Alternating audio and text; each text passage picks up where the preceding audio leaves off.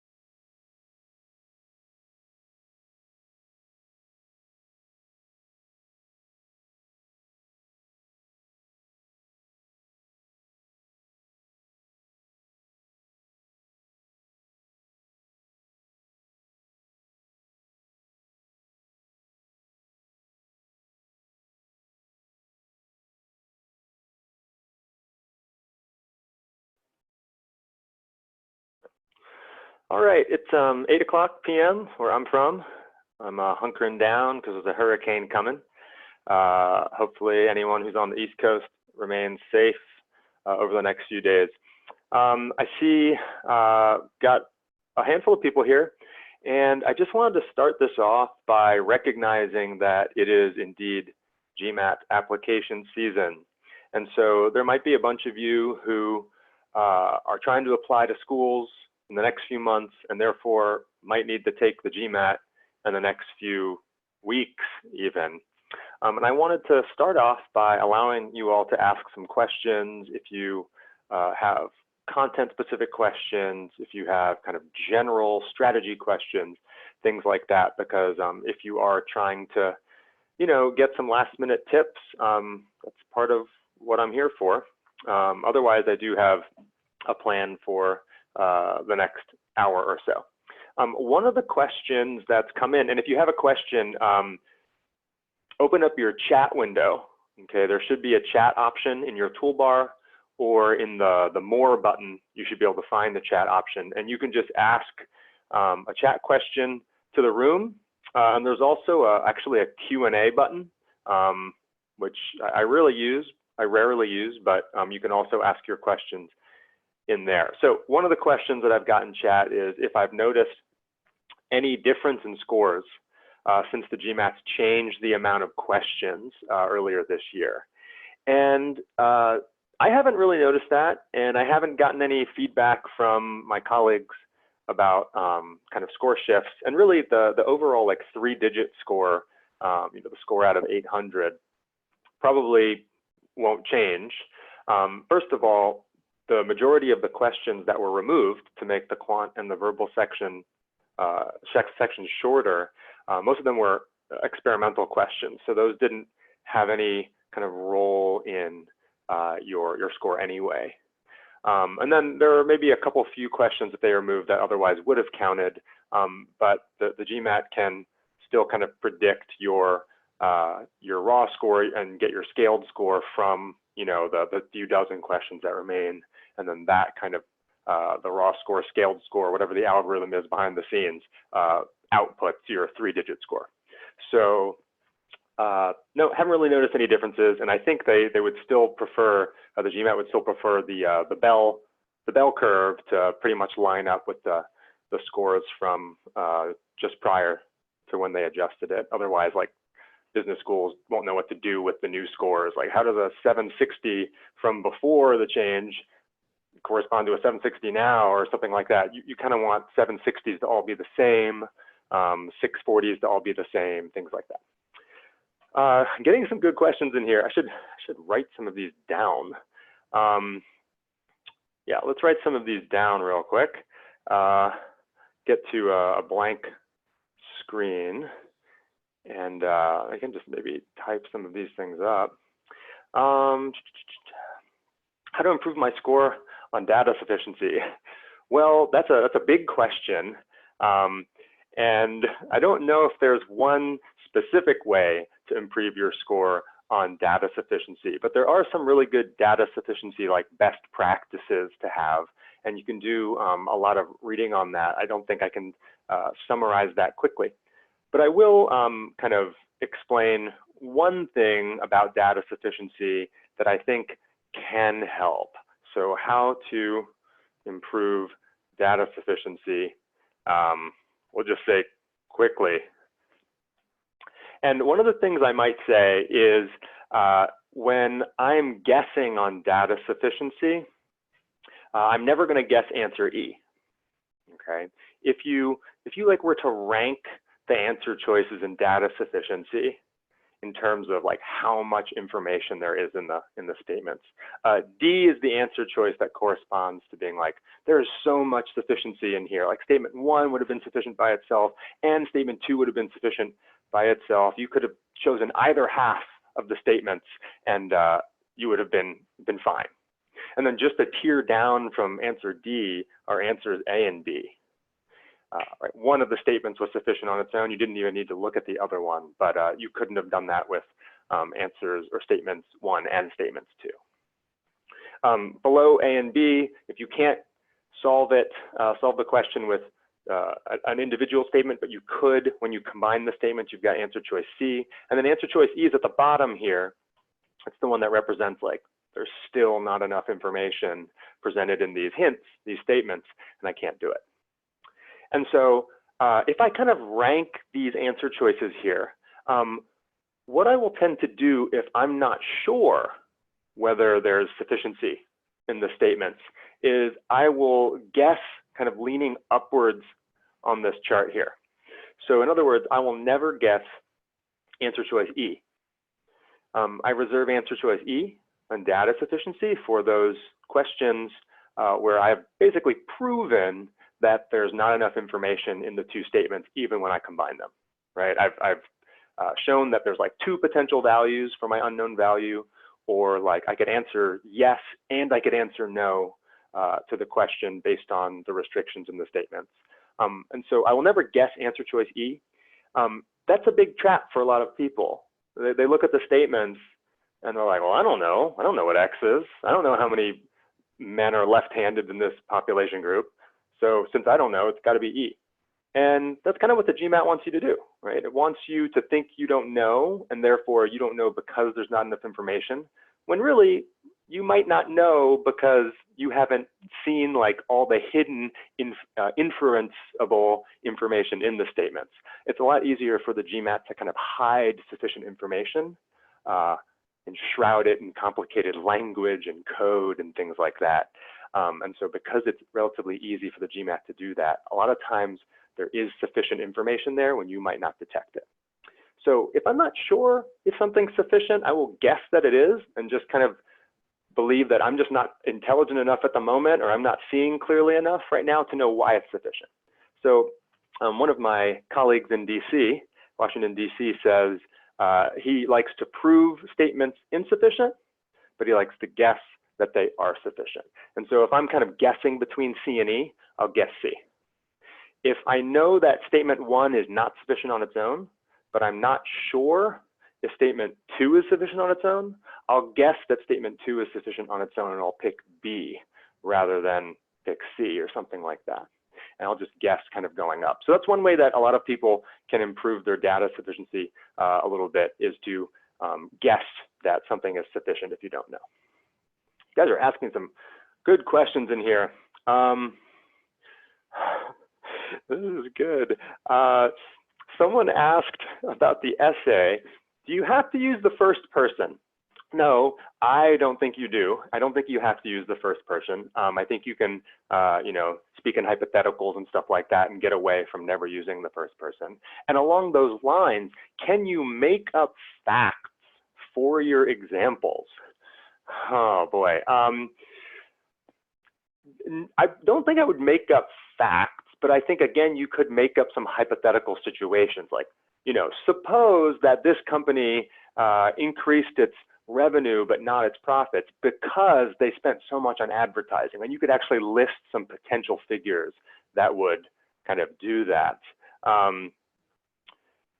So I don't think you can make up facts, but you can make up hypotheticals just to kind of prove your point that the argument's not great.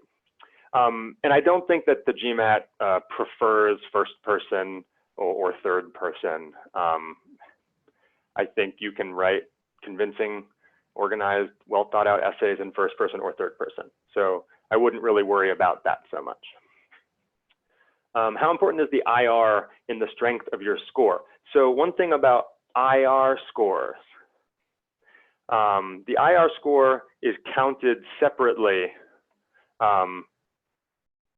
Oh, this is one of the words I'm horrible at spelling. And I also just moved my keyboard. So like my arm position is a little bit different. Got the standing desk because I'm an old man and my back hurts.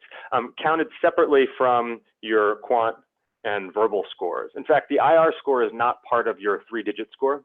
The integrated reasoning and the essay get scored separately. The IR is out of 8. The integrated reasoning is out of 6. Oh, sorry, the IR is out of 8. The essay is out of 6.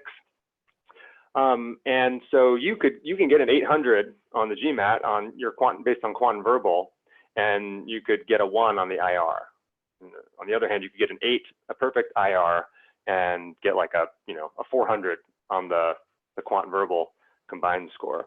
So probably unlikely that you would have kind of those unbalanced scores, but it's technically possible because the IR is counted separately. In terms of what's a good IR score, that kind of depends on some things. Obviously, an 8's great, and an 8 is hittable because I think, you know, about 10% of the testers score an 8. So an 8 on the IR is not nearly as difficult as like an 800 on the other component of the test. But I would shoot for a 5 or above for sure. I think, like, depending on, you know, what types of schools you're applying to and how ambitious you are, definitely shoot for a 5 or above. And if you are knowing that you want to get into consulting after business school, and if you are wanting to get into a more kind of quant heavy kind of subfield of business like finance or something like that, you want to aim higher than a 5, 6 or 7 preferably. There are, you know, big consulting firms that when they, you know, go to business schools to try to hire people, they actually want your GMAT scores and they want your IR scores. So having a solid IR score will help there. So generally 5 or better, but if you are going into consulting or, you know, finance or something like that, 6 or better too. Good questions.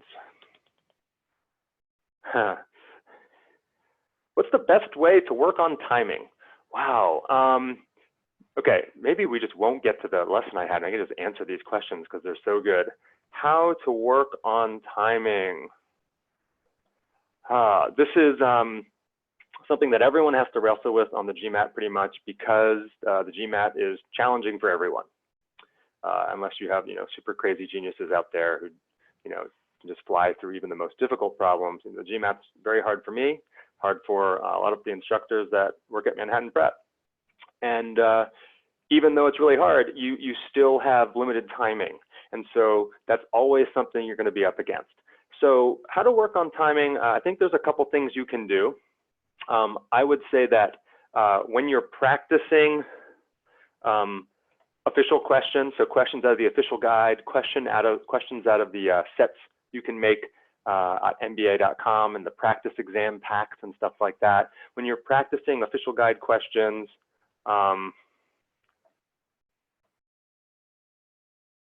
do so like on the clock, okay? Really kind of simulate the test timed environment when you're doing practice. And I'm not saying you have to like do 31 quant questions in 62 minutes on practice, but I am saying like, example, take 5 random quant questions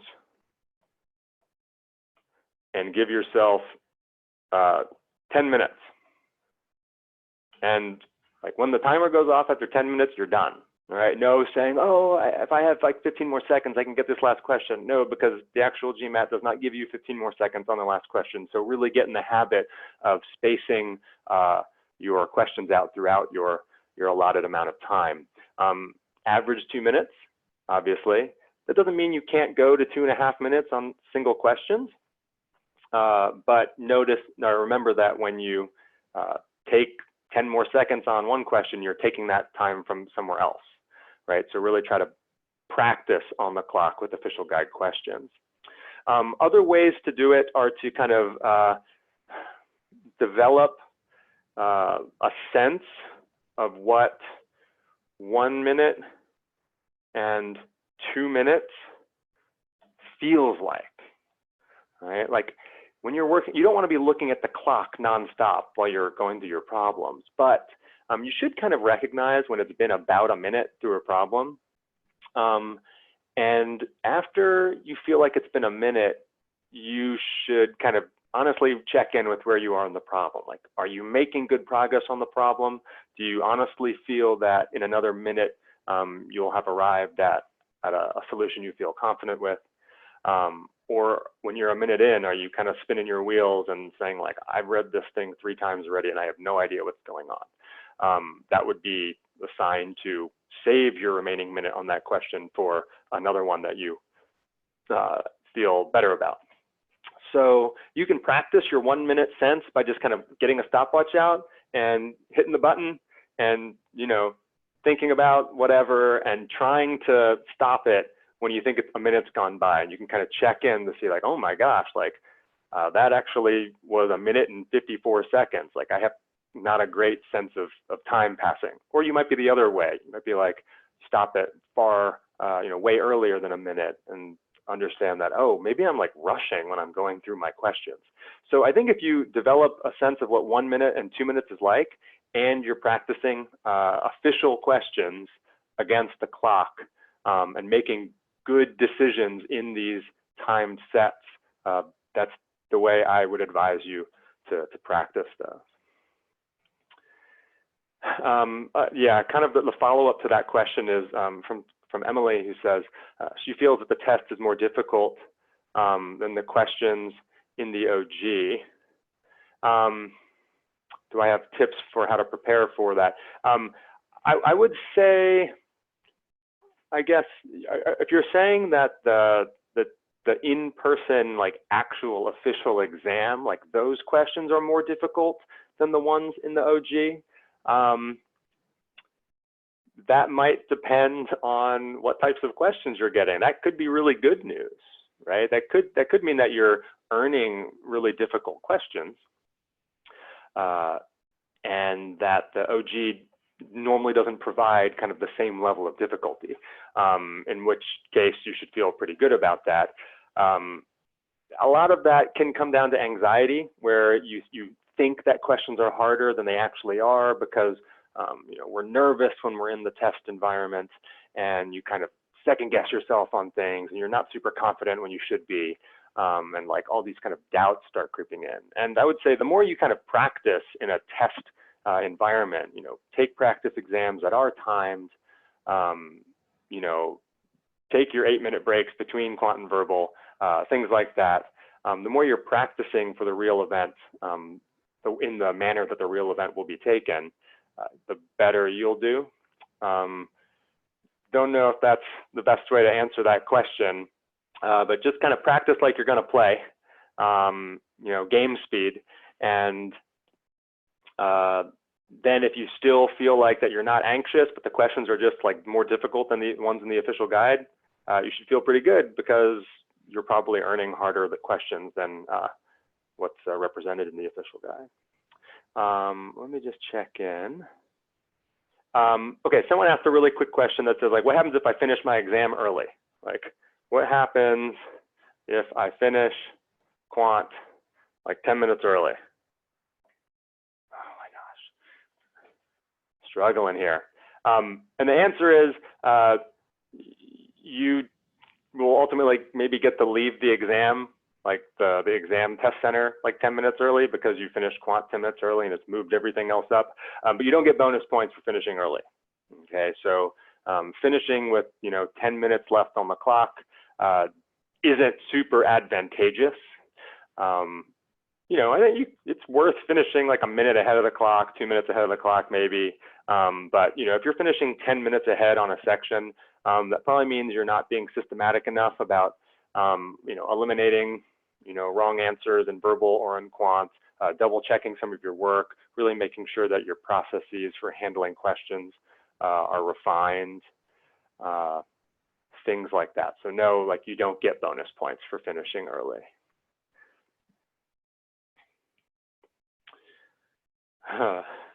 Okay.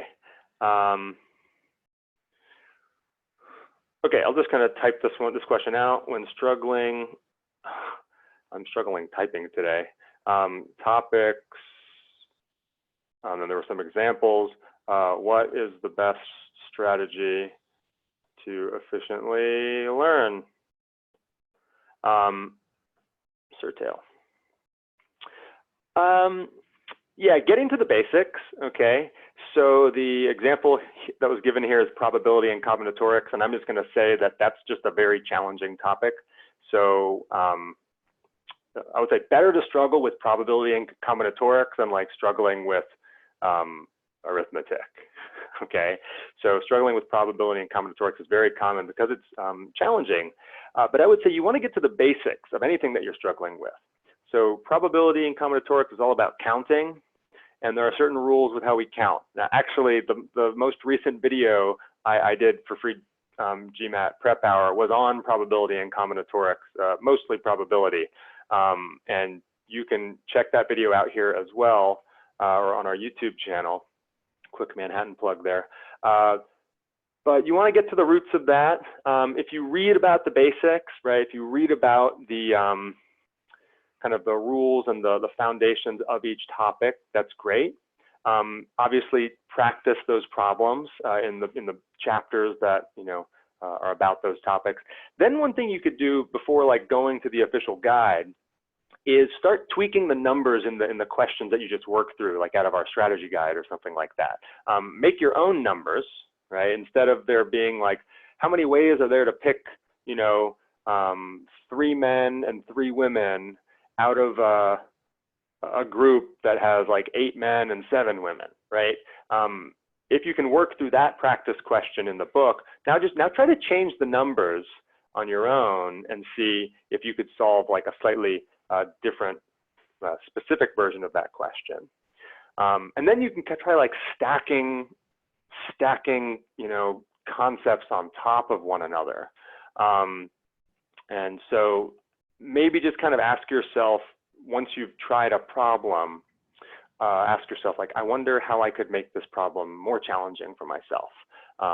If this is a 600 level question on the GMAT, what would the corresponding 650 level question look like? What's a wrinkle that someone could throw into this problem to make it a little bit more challenging? Yeah, how will I know if my answer is correct if you create the question yourself?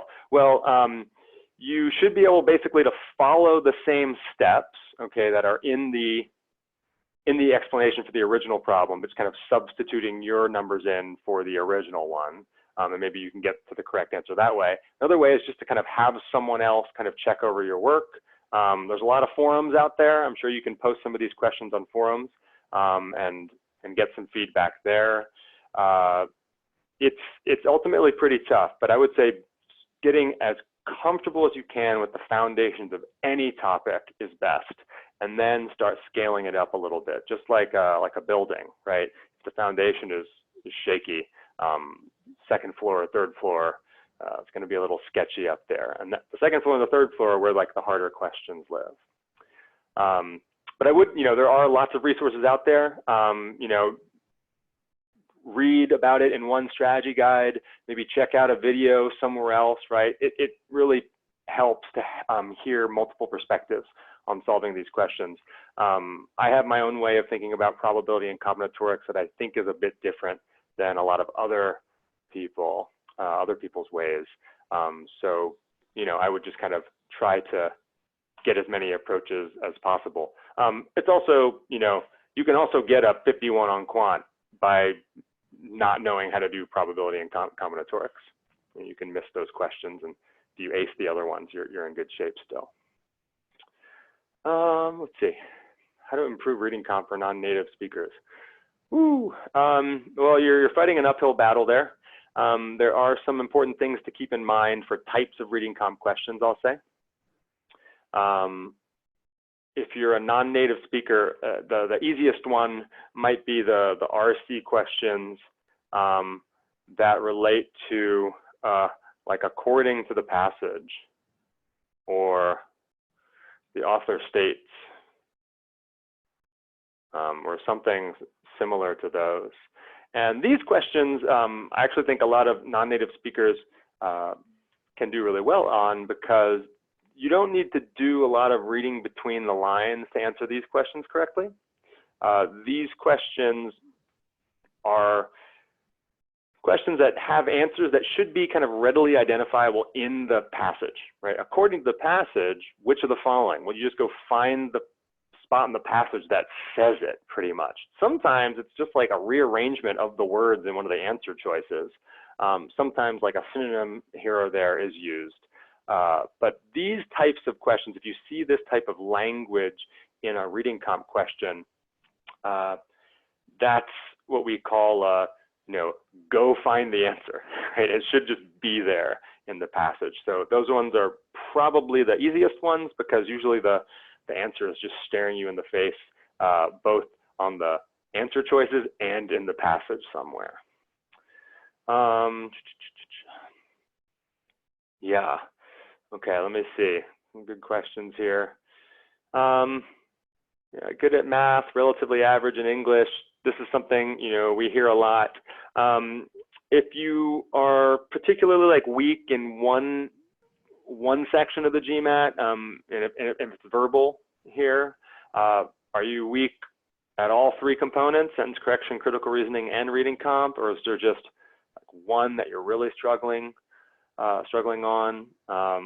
You know, it kind of depends, because I don't know if there's maybe a one-size-fits-all answer to all of those. I will say the one thing you can do in sentence correction, critical reasoning, and reading comp is to practice finding reasons to eliminate each wrong answer.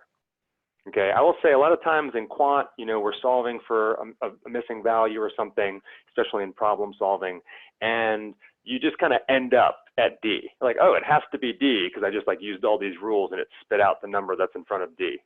But in sentence correction, reading comp, and critical reasoning, usually you aren't computing out some answer that's just going to be there. You often want to get to the right answer by eliminating 4 wrong answers.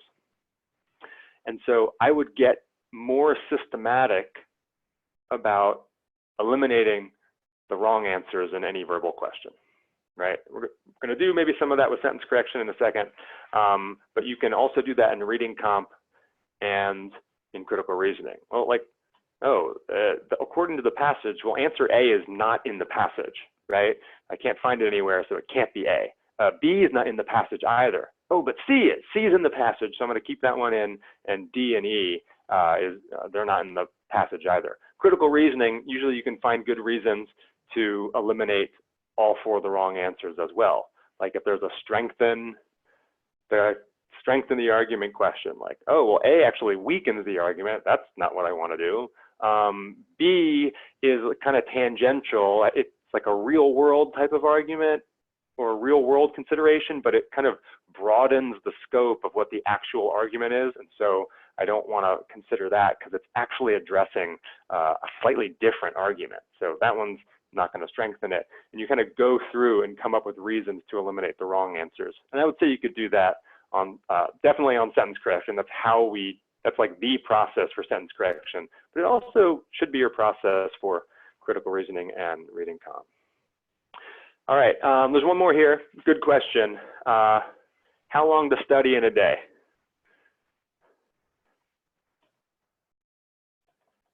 And there's not a one-size-fits-all answer for this either. It kind of depends on your level of focus. Is it a work day and you're coming back in the evening to study, or is it the weekend? Like, how efficiently do you study when you are studying? I will say a couple things about this. I would say studying more than an hour at a time probably isn't super beneficial, because the longest you're ever going to have to like be going on the GMAT at the test is 65 minutes, right? So, you know, you're never going to sit at the GMAT and actually work straight for 3 hours. So I wouldn't practice like that. Okay, so 65 minutes max. I would say just 60 minutes of study time at once. Take a little break. You could take an 8-minute break if you want, and then come back and get back to it for another hour. But I would definitely break up your study sessions. Cumulatively, how long can you study in a day? Oh, I don't know. I hear lots of things related to this, but I would say, like, I think once you hit like 3 or 4 hours in a day, you've got diminishing returns. Okay. Just because the level of focus is going to dwindle towards the end of that, total time. And that's like, that should be on a day where you're not like at your job, right? You're not going to be able to put in, if you're doing a good job at work, you're not going to be able to put in like 3 or 4 really good studying hours that evening or something. So that's kind of what I would say with that. Again, you have to kind of know yourself a little bit. And I will also say that while you're studying, like, it's not really worth it to just take an hour and do 30 questions. unless you're taking a practice exam, spending an hour and doing 30 questions doesn't really count as studying. What are you really learning in that hour? Maybe you get done with that 30 question set, you looking to see like how many you got right. Oh, I got like 18 out of 30 right. That's 60%. Like, what did you learn? Like, so I would rather you spend like each half hour looking at like 5 or 6 questions. Like, give yourself 10 or 12 minutes, 5 or 6 questions if we're doing quant, and go for them, right? Give yourself 12 minutes for 6 questions or something like that. When the timer runs out, you're done, okay? You're not allowed to put any more time in that set. Then I take a moment and I go back, and before I look at the answers, I go back and take a look at the 6 questions again, and give yourself like as much time as possible to like fully grasp what's going on here. Did you miss anything the first time through that you're seeing now on second view? Why is that? Why did you miss the first time? What were the signs kind of pointing to your epiphany the second time through? Could you have found that the first time, right? If there's something you missed, you know, figure out a way to not miss it in the future. Okay, but I would do that for those 5 or 6 problems. I'd look at the answers, just the answer key, not the solutions. Look at the answer key to see, like, did you get them right? If you missed any, then I'd go back, and now that you know what the right answer is, can you figure out like why that's the right answer and what happened for you to get the wrong answer? And if you can unlock that yourself, that's awesome. If you can't unlock it, then I'd go look at the solution guide and like peek one line at a time to get a hint as to where you strayed.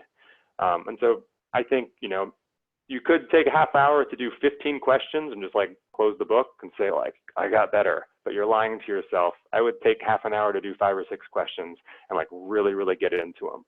And that's how you get better. Cool. Wow, a lot of good questions there. All right, thanks for that. That was a good way to start this off. And hopefully, like, you know, people who are watching this on video can take stuff from this, because if you're watching this on video, you're probably going to take the GMAT, unless you're just a big fan of standardized tests, which is cool, because I think so am I. But if you're watching this on video, hopefully you can take some of that stuff as well. Cool. I did have one thing I wanted to talk with you all about today, and this is, you know, content specific. So let's take a look at this question, sentence correction. We're going to look at some sentence correction questions here, and I'll give you like 1 minute and 20 seconds to give this one a shot, and then we'll check back in. Go for it.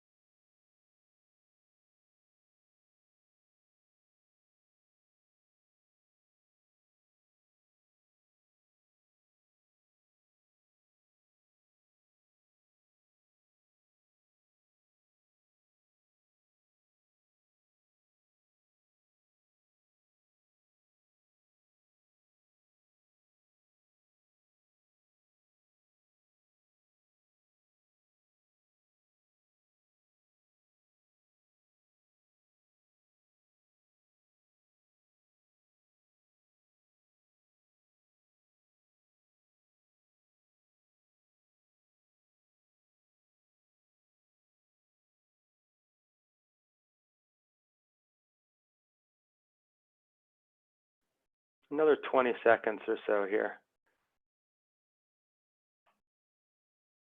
And when you're ready, go ahead and pull in.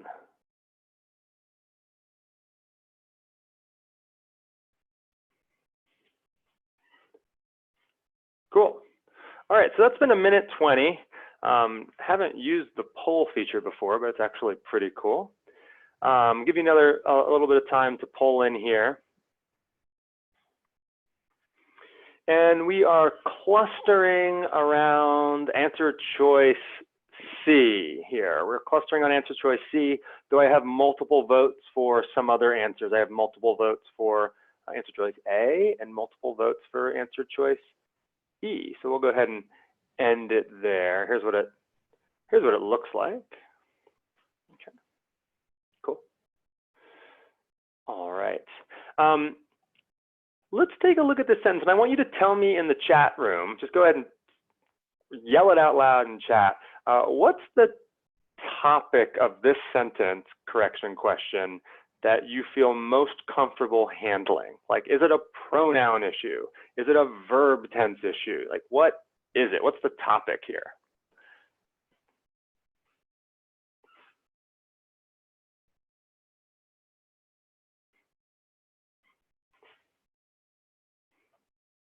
Wow, you did what I said. You yelled it out. So I'm appreciating the exclamation point. Yeah, and it doesn't seem like an obvious split at the beginning here, right? I'm taking a look at the answer choices and I'm like trying to see the differences, and like, oh my gosh, like all 5 answer choices start with something totally different. I don't know how I feel about that. And look at the end. The end is also kind of all over the place. So I'm not seeing some like super obvious splits. So let's go ahead and read this thing. Architects and stonemasons, comma. All right, I thought I was like just about to kind of get going in this sentence and they throw this comma. So normally I would see these nouns at the front of the sentence and be like, well, default, those are gonna be the subject of my sentence, right? It looks like a compound subject here. Architects and stonemasons are in high demand, blah, blah, blah, blah, blah. But that's not what happens, right? You get this comma and then, well, then it seems like the real sentence structure starts. Huge palace and temple clusters were built. Oh, there's my verb, were built. You know, the Maya built huge palace and temple clusters. Okay, there's my verb there. Were the Maya who, without the benefit, built? That's kind of strange, but okay. So it actually looks like at the beginning, what I've got here is not what's going to be the subject of my sentence, but an opening modifier. And that's what I want to talk about, okay? I want you to become more sensitive to sentence correction sentences that begin with not the sentence core, with something other than kind of the meat of the sentence. And this one seems like it could start that way because I'm starting off with a couple of nouns that might function as my subject of the sentence, but then we get interrupted. And so this has to then act kind of like a modifier. How do nouns themselves act as modifiers? This is what we would call like an appositive phrase, where nouns are just renaming other nouns, right? So, oh boy, a scholar and a gentleman, Johnny held the door for a crowd of people while reading Tolstoy, or something like that, okay? So I am just renaming Johnny and I'm calling him a scholar and a gentleman. And that's basically what's happening here. So when you start off with an opening modifier or something that's not the subject of your sentence, attune to that and ask yourself, what is this modifying? Architects and stonemasons. Who are architects and stonemasons? Well, the answer to that should follow the comma. Who are architects and stonemasons? The Maya were. Okay. And so when you see an opening modifier and then there's a comma, whatever follows the comma should be the thing that was modified. So huge palace and temple clusters. Those were not architects and stonemasons. Those are things that stonemasons and architects built, but architects and stonemasons are not huge palace and temple clusters. Architects and stonemasons, without the benefits of animal transport or the wheel, okay, so now we're getting really off track. No one liked B. There were built, clearly not referring back to architects and stonemasons. And then the one that's kind of like C, but not quite, architects and stonemasons were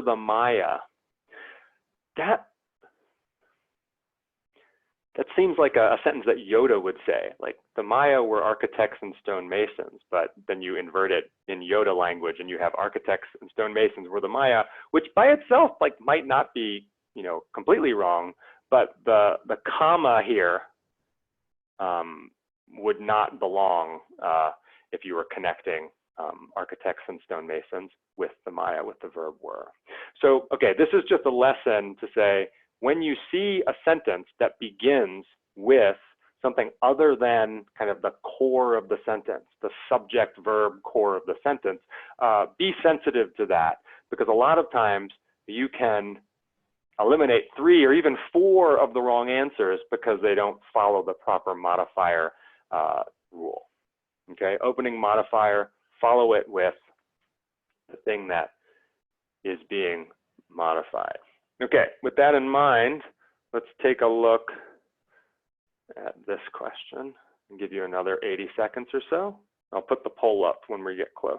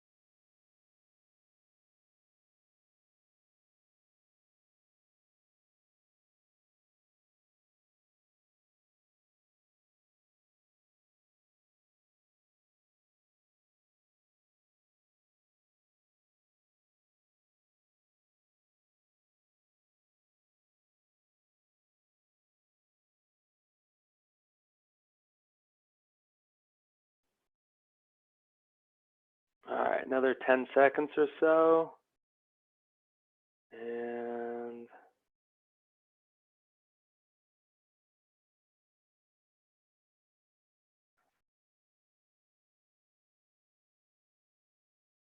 let's launch the poll again for this one.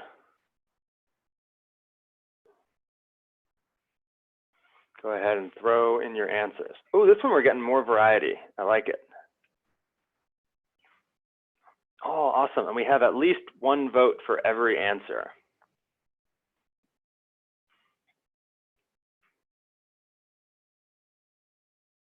Okay, so most of the votes are in, and there is not a majority anywhere, but there is a plurality, a soft plurality for D, but everyone's got votes here.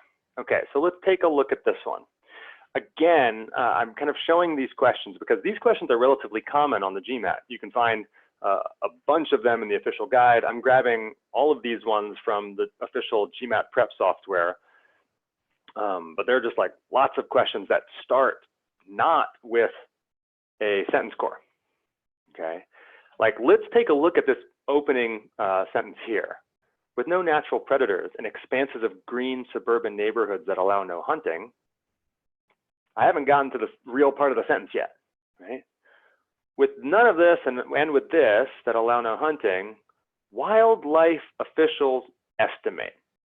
Okay, so let's highlight my sentence core in this original. Wildlife officials estimate. If this is the subject of the sentence, all that what comes before it is just kind of decorating the sentence, right? It's modifying the sentence, providing more detail, decoration. Okay, without these things, like, language would be very boring. So we like to have them in our sentence structures to kind of spice things up a little bit. But when we put them into the sentence, we have to make sure that they're behaving properly. And so when you start a sentence with a modifier, what follows the comma that concludes that modifier should be the thing that has no natural predators or benefits from no natural predators and expanses of green suburban neighborhoods that allow no hunting, right? So what follows the comma here should be the noun that is getting modified up front, right? Don't leave the modifier hanging. That's what's called a dangling modifier. So ask yourself, and this often comes down to the meaning of the sentence, right? Modifier issues typically come down to meaning. Is it the wildlife officials that have no natural predators and that have expansive green suburban neighborhoods? No, I don't think so. Like, ask yourself in this sentence in general, what has no natural predators? Let me know in the text, in the chat box, which of the nouns in this sentence has or have no natural predators? It's gotta be the deer, okay? So if you take a look at all of these sentences, they all lead off with one of these modifiers talking about not having any natural predators. And so what follows that modifier has to be deer, okay?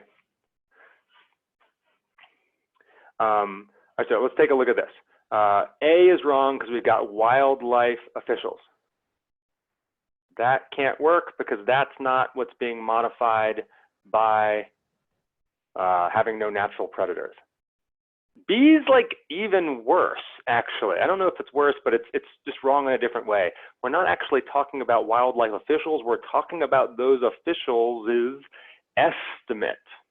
And so an estimate clearly doesn't have natural predators or a lack of natural predators, right? We want it to be talking about the deer, okay? Take a look at D. Without natural predators, New Jersey. Well, depending on who you are, you might feel like New Jersey could have predators, or something that wants to attack New Jersey, but that's not going to fly here, okay? And then same thing in E. Without natural predators, wildlife officials. That's the same thing as A. And so it's got to be C here, okay? We're talking about the deer or the deer population. There's no predators to attack the deer here. And so that's the one that stands, okay? So kind of get used to recognizing sentences that don't begin with kind of a traditional sentence core. All right, let me go back 1 second because I did have a question about the previous one. About the previous sentence. And I just want to make sure that we're all on board here. The answer to this one was C, and the question about why B is wrong. Okay, so ask yourself, if indeed this one starts with a modifier, right?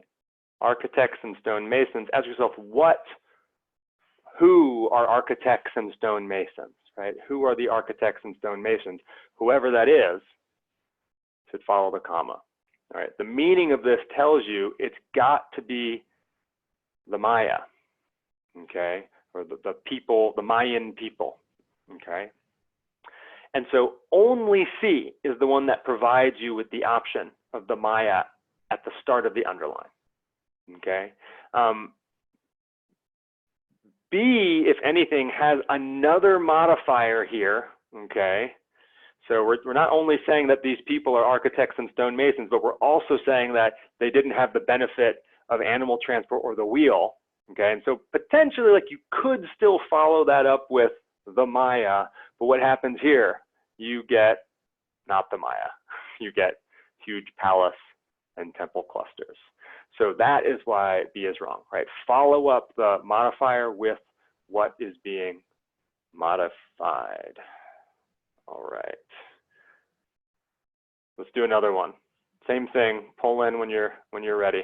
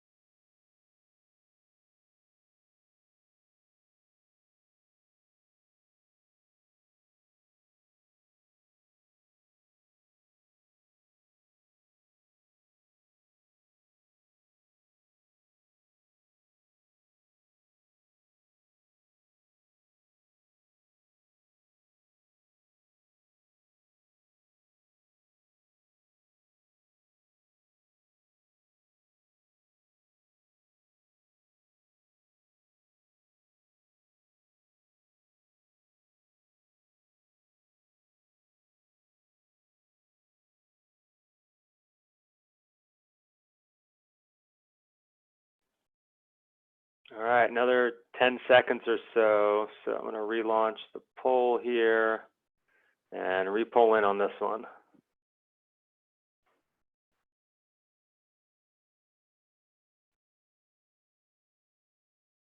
All right.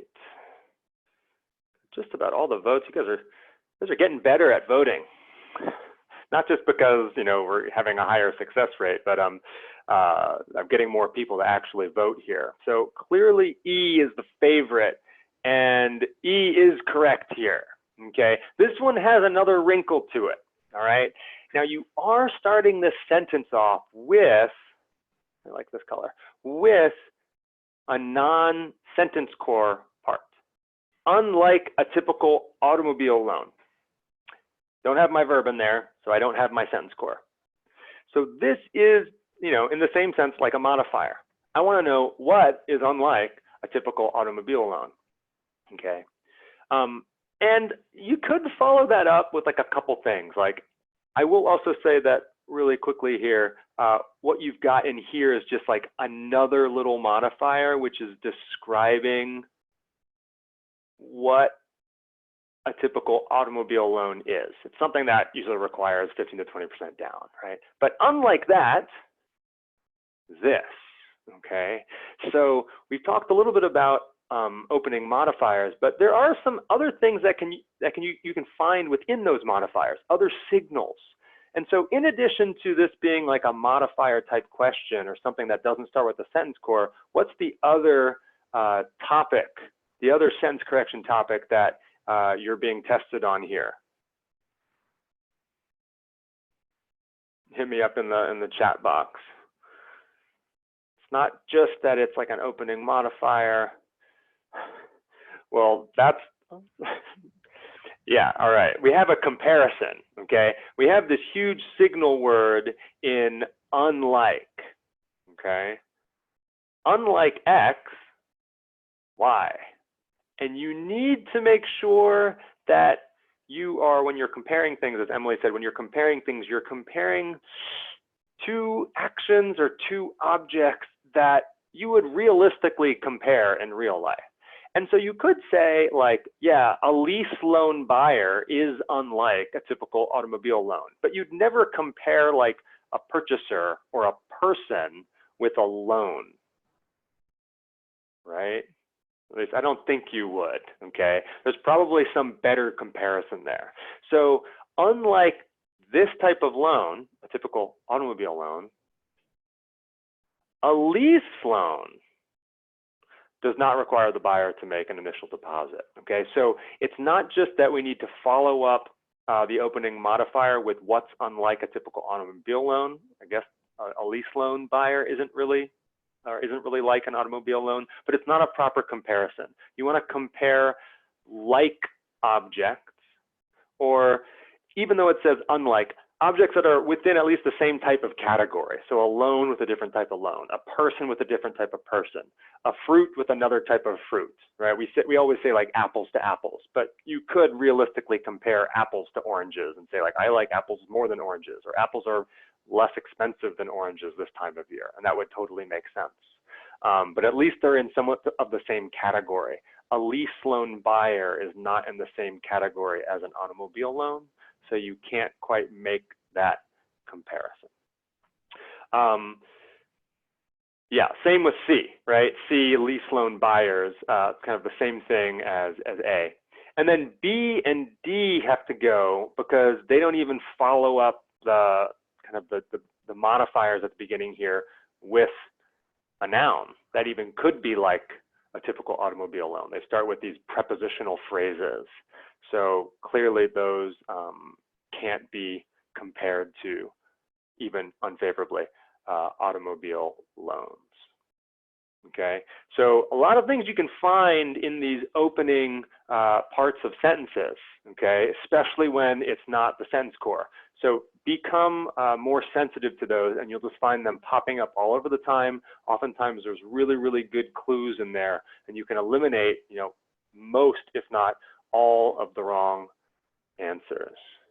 All right, I've got one more for you, and then we'll call it on this one.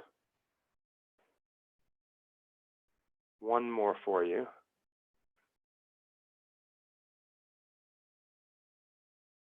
Go ahead and give this one a shot.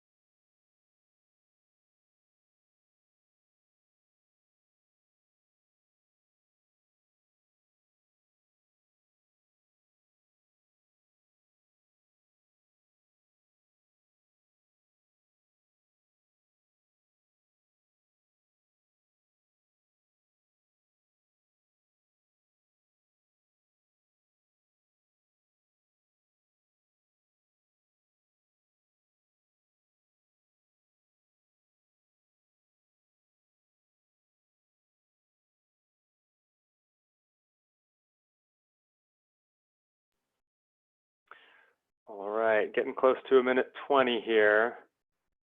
So let's pull in.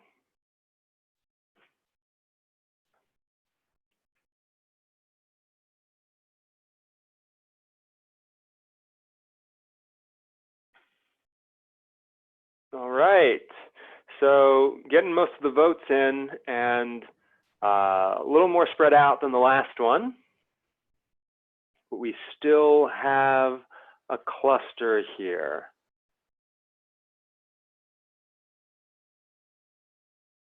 Cool, I'll close it there.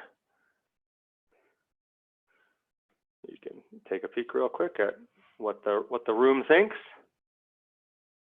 All right. And let's take a look at this one. Let's just there's a lot of places we could start here, but I want to continue with the theme of the day. For the farmer who takes care to keep them cool. That's not a sentence yet, right? We've gotten to a comma. We haven't had the bulk of our sentence, right? Where's the noun? Where's the subject? Where's the verb?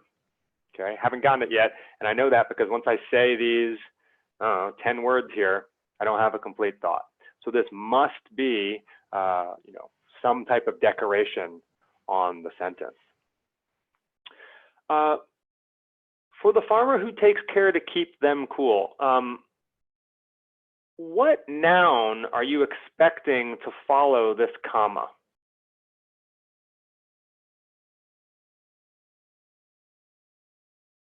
When we talk about these opening modifiers, and typically what happens after them is you should have, the noun that's being modified. That's what we've seen in these questions. And I've got a couple answers coming in here that suggest it should be the cows or the farm animals, in this case, the cows. And so let me just go ahead and kind of block out, oh, that's not what I wanted to do. Block out the stuff before we get to the cows, okay? Cool. So let me go ahead and do that on all of the answer choices here. Right. Get rid of the stuff before we get to the cows, and I will bring the stuff covered in black back in a second. That stuff's important. All right.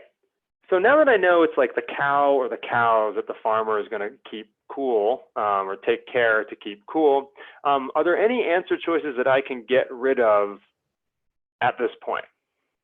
Because they all have to do with cows.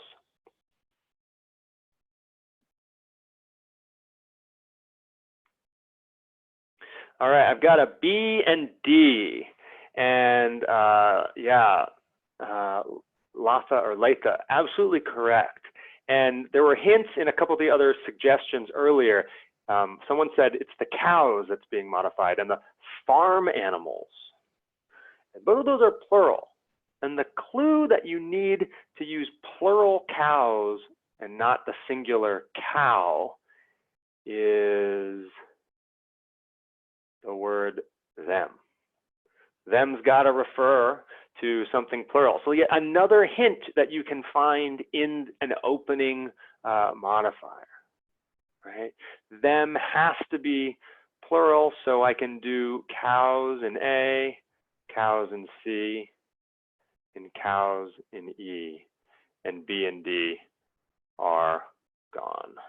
Good stuff. All right, B and D are gone. All right, so now let's bring back the stuff that's hiding in under the black. I'll actually just go ahead and get rid of all of B and all of D, just so we aren't distracted by it anymore. All right, let's go ahead and get some of the stuff hiding back. Now, we had the opportunity to put Holstein cows right here, right? I don't know if you can see that, right here, okay? But we didn't, right? In fact, there's all this other stuff preceding Holstein cows. So you ask yourself, like, what is going on there? What are providing them with high energy feed, provided with high energy feed, provided with high energy feed? What are those all doing in this sentence preceding Holstein or Holstein cows? Any ideas here?